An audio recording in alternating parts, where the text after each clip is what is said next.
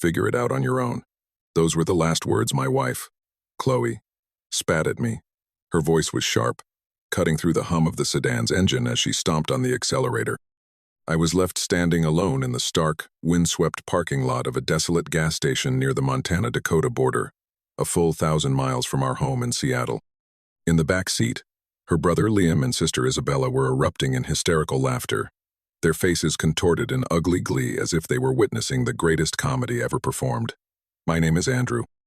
I'm 36 years old, a civil engineer for a major firm, and for the last 9 years, I had been Chloe's husband. We were supposed to be on a road trip, a long weekend adventure to attend her cousin's wedding at a rustic lodge deep in the mountains.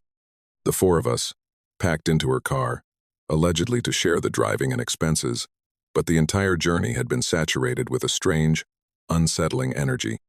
Chloe kept catching Isabella's eye in the rearview mirror, sharing coded glances and stifled whispers while Liam made snide remarks from the seat beside her, all of it happening just below the threshold of normal conversation.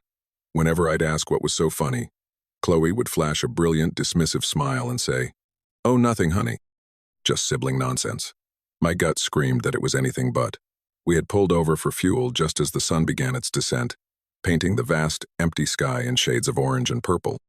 I went inside to pay, grab some water, and stretch my legs. When I stepped back out into the rapidly cooling air, the car was already running, doors closed. Chloe lowered the passenger window, a strange, predatory grin plastered on her face. "Chloe, what's going on? Let's get moving," I said, my hand reaching for the door handle. "Actually," she began, her voice dripping with mock seriousness, "we've all had a little chat, and we think it's time you learn to stand on your own 2 feet. Isabella leaned forward, her expression a mask of feigned concern. "You're always so present, Andrew." Hovering over Chloe like a bodyguard, we figured a solo adventure would be character building. Liam chimed in from the back. "Yeah, man. A little test of your survival skills."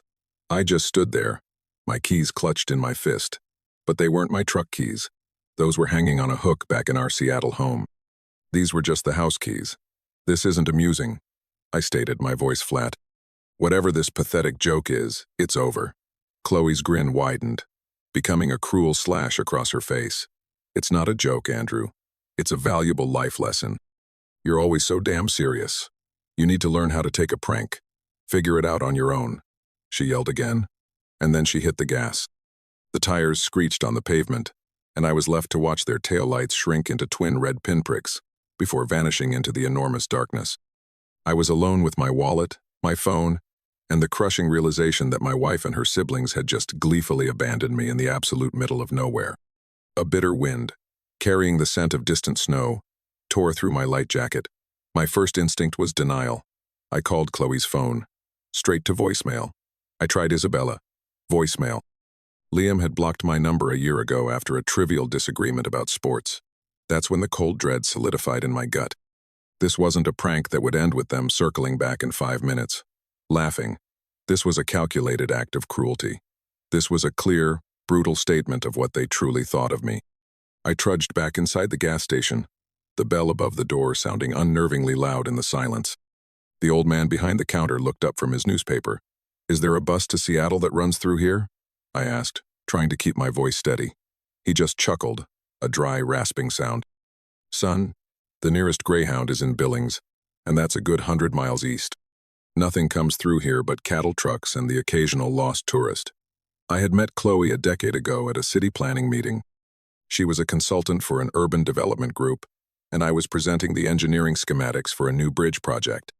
She was whip-smart, beautiful, and had a way of looking at me that made me feel like the most important man on earth. Her siblings, however, were a different story. Isabella, 2 years her senior, was a marketing executive who believed her opinion was fact.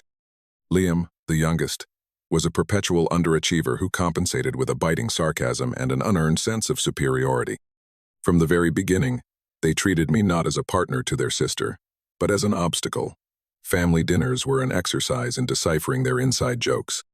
Vacations were planned around activities they knew I had no interest in. It was a slow, steady campaign of exclusion. They're just fiercely protective. Chloe would always explain away their behavior. Give them time. They'll come around. But they never did. Their hostility only intensified after our wedding. Isabella would make thinly veiled comments about how my stable, boring career was clipping Chloe's wings, preventing her from living a more spontaneous life. Liam would sneer any time I offered to do something practical, like change a flat tire on their car. "We don't need a man to rescue us, Andrew," he'd say with a roll of his eyes. I started to see a disturbing pattern. Chloe's phone was a constant stream of texts from a group chat with her siblings. Our plans would be derailed at a moment's notice by some manufactured crisis involving one of them. 2 years ago, she bailed on my birthday dinner because Isabella had a meltdown over a work deadline. Last year, she completely forgot our anniversary because she was helping Liam assemble furniture for his new apartment. Her mantra was always the same: family has to come first. I understood and respected that sentiment. The problem was, I was supposed to be her family too. Looking back, the warning signs on this trip were as clear as day. Their insistence that we all ride together, leaving my capable truck behind. Chloe booking all the accommodations solely in her name. Liam's constant jabs from the back seat. "Remember when you used to be fun, Andrew? Before you became Mr. Responsible?" I tried to laugh it off, but each comment was a small paper cut. I worked 60-hour weeks to provide us with a comfortable life. I managed our finances, maintained our home, and planned our future. I thought that was the definition of being a good husband. As I stood there under the buzzing fluorescent lights of that lonely gas station, I had a terrible epiphany. I wasn't wrong about what it meant to be a good husband. I was just catastrophically wrong about who I was married to. The clerk, seeing the desperation on my face, let me use the station's landline. I found a single taxi service listed for a town 30 miles away that agreed to come get me, for a price that made my stomach clench. It was a small fortune, but what choice did I have?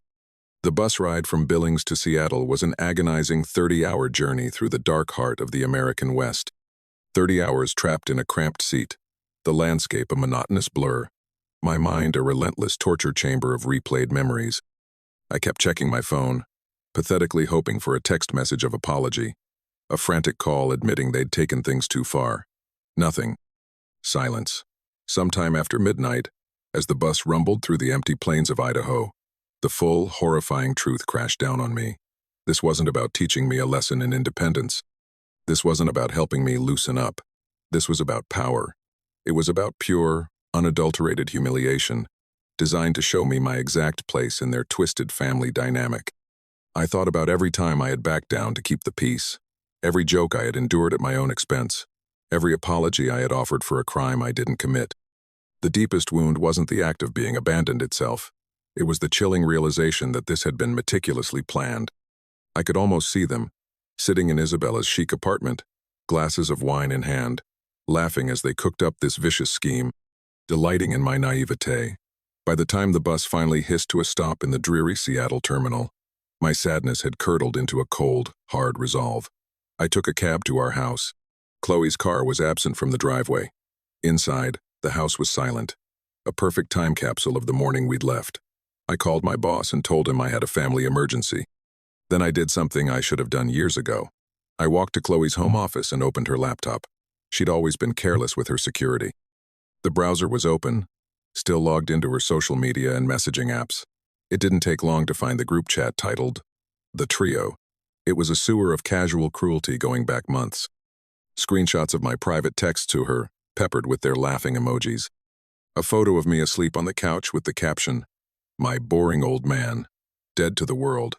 But the thread about the Montana getaway was what shattered the last vestiges of my love for her. Isabella had pitched the idea. OMG, we should totally just drive off and leave him somewhere remote.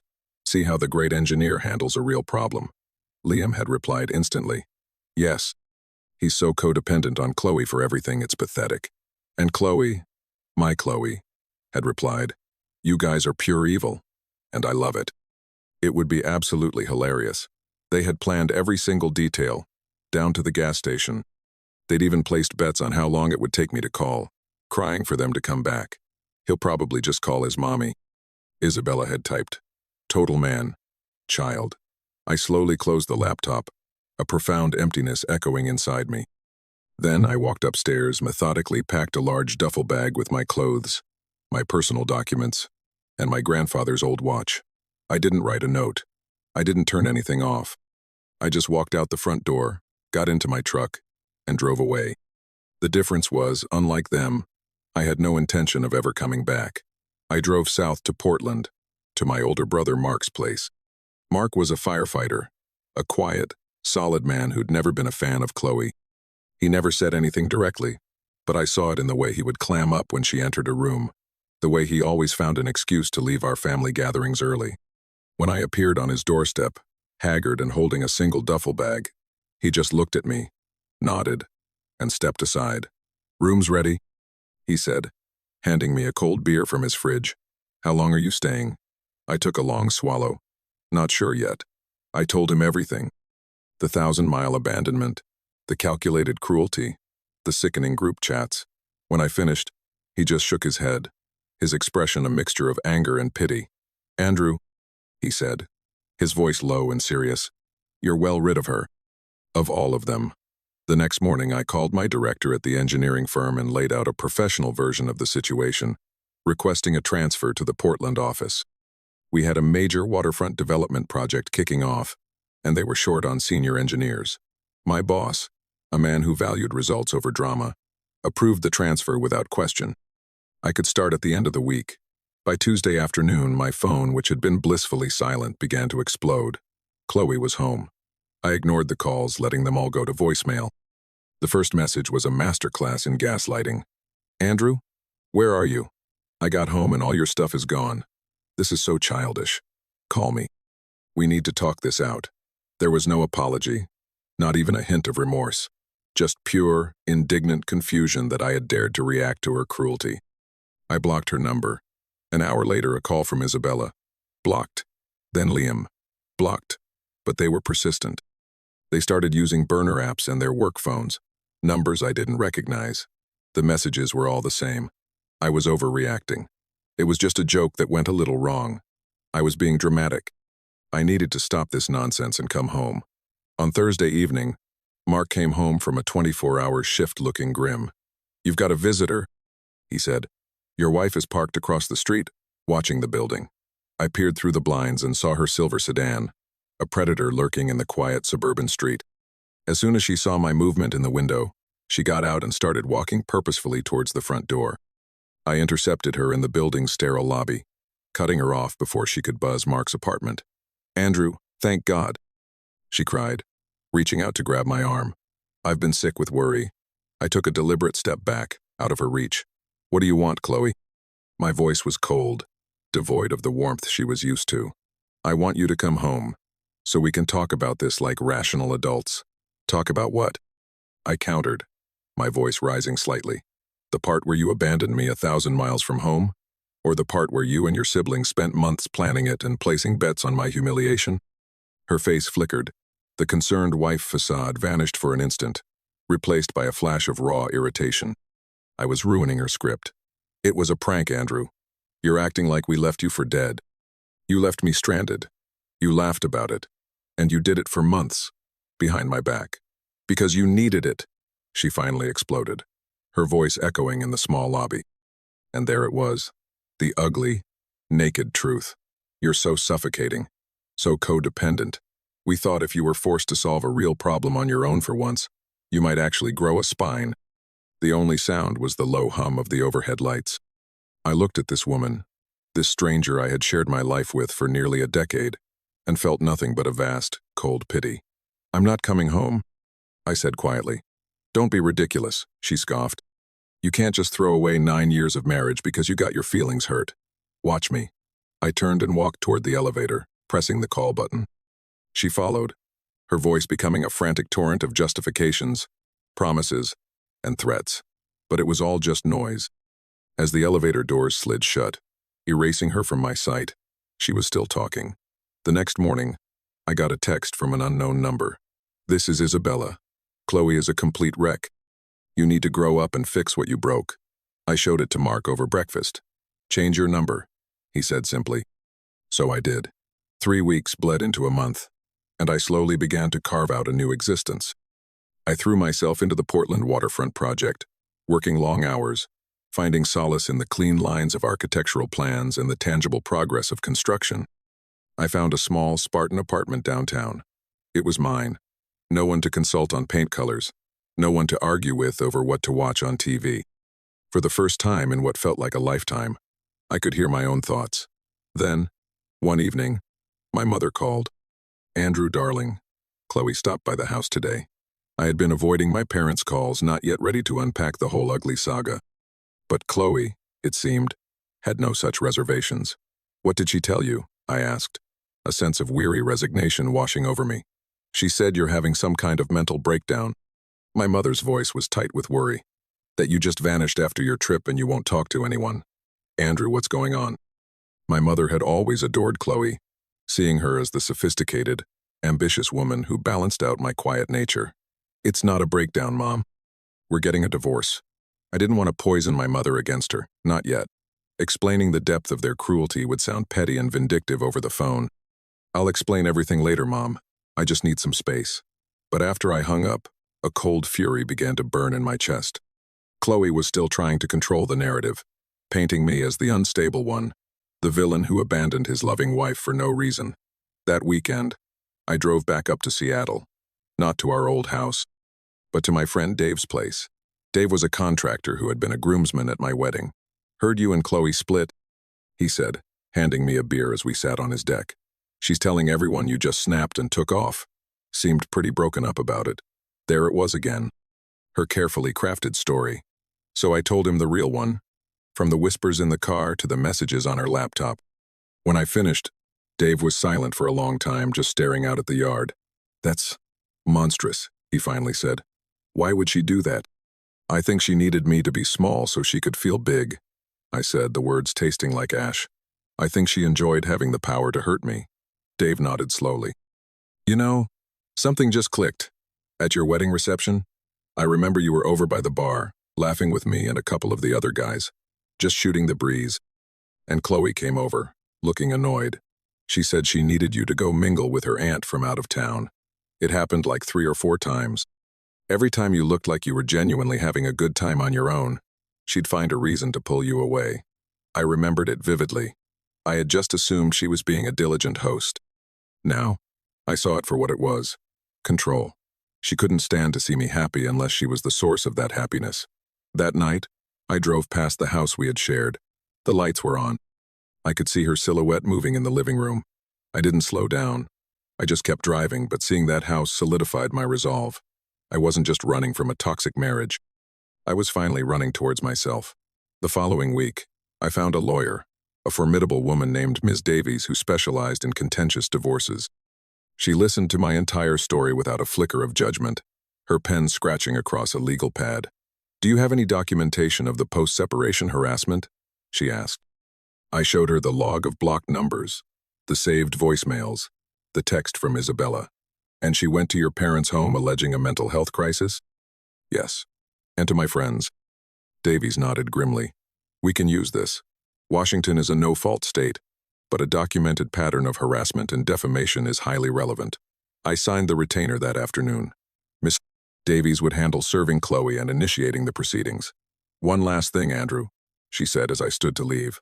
"Cease all contact. Do not respond to her, her family, or any flying monkeys she sends your way. Let everything go through me.